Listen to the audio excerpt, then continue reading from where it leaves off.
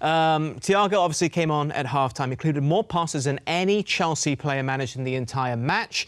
And since data collection started, his 75 successful passes are the most by a player who's played a maximum of 45 minutes. It's already broken a record of some sort. How impressive was he today for you, Scott? In fact, you know what? Let me skew the question another way. Do you feel more confident of Liverpool's ability to hold on to the title from this week to last week now that they have signed Thiago Alcantara?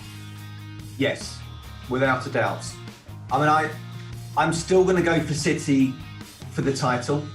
And you can ask me why if you want, but I think that there's not many people in world football that would be able to improve Liverpool's first 11. That he was one of them. You look at the front three and you think, well, okay, apart from Messi and Ronaldo, there's no one else better out there than the way they work together. In terms of the midfield, well, yes, they work so hard, they press so hard, they protect the back four, and then they give the platform to the front three. What they probably have lacked in the last couple of years is that little bit of creativity, that little bit of ability to open up a defence, see a pass. And what he did there, I mean, those stats you read out, that's his first game of the season. He's just moved country. He's just moved to a different club. He's already bossing, don't want to say the Liverpool midfield, I don't want to say the Premier League, but you saw what happened today. You saw the way he played. He's someone who's got the mentality of a real winner. And the answer to your question is yes. For me, it's really close now between Manchester City and Liverpool. I don't think Liverpool will make many more transfers from now to the end of the transfer window. I think City will make a couple, and it's going to be crucial who they make.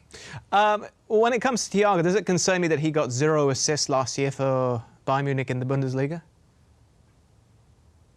No, not at all. I think he's someone who knew his role for the team.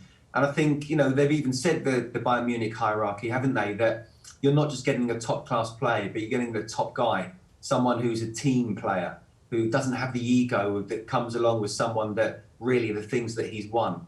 So I bet you by the end of this season, Adam, you and I will be talking about a few assists and maybe even the odd goal as well. But it's not just about that. It's about controlling the game. He came on and he did a job for his team. But don't forget, it was still 0-0. They still had to go and win the game. And he controlled that second half.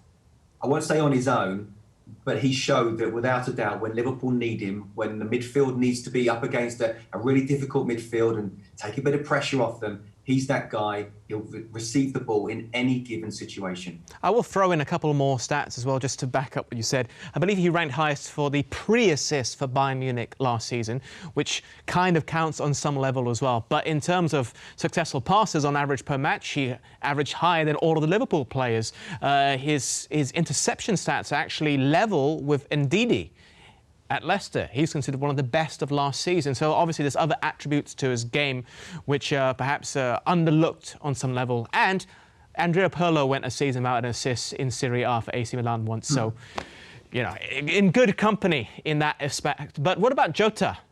His signing. Did they really need him, Gary? Did it surprise you that actually came about?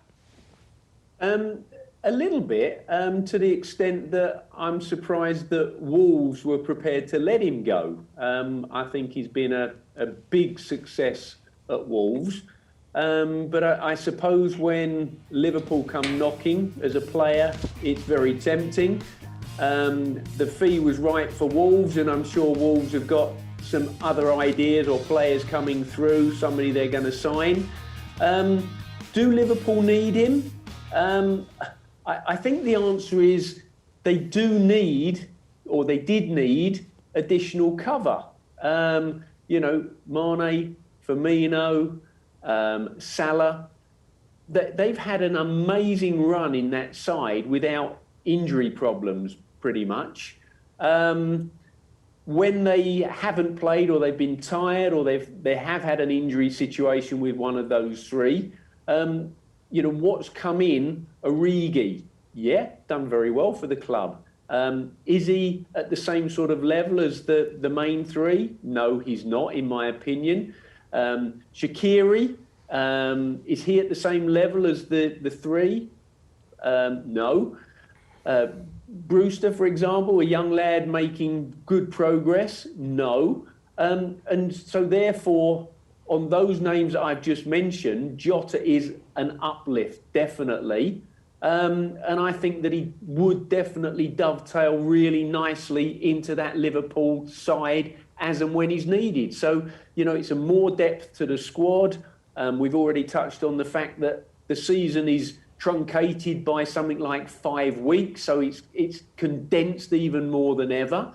And yeah, I think it made sense that Liverpool did strengthen, did bring in. People were saying, well, actually, are Liverpool going to strengthen? And I do believe strongly that a good time to strengthen is when you are in a strong position. And as the champions, that's exactly where Liverpool sit.